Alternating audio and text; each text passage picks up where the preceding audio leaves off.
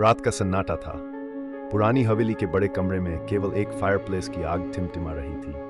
दीवारों पर छायाएं नाच रही थीं, जैसे कोई अदृश्य जश्न मना रहा हो। मैं विवेक अकेला बैठा था, किताब पढ़ने की कोशिश कर रहा था।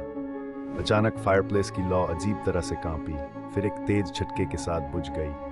कमरे में घुप अंधेरा छा गया और ठंडी हवा ने मेरी त्वचा को छू लिया। मेरी सांसें थम सी गई।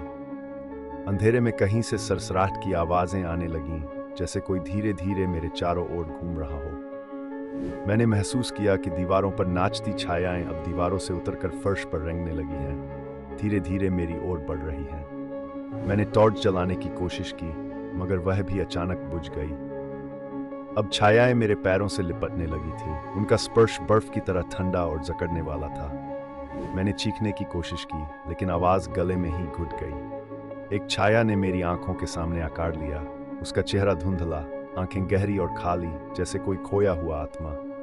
वह फुसफुसाई, अब ये आग कभी नहीं जलेगी, तुम भी शांति से यहाँ रहो। मेरी सांसें रुकने लगीं, दिल तेजी से धड़कने लगा। जैसे ही मैं हिलने की कोशिश करता, छायाएं और भी घनी होती गईं। अगली सुबह कमरे में सब कुछ सामान्य था, सिवाय फायरप्लेस की राख में उभरे मेरे धुंधले चेहरे के निशान के, जो अब तक वहां थे, जैसे मैं कभी वहां से गया ही न हूं।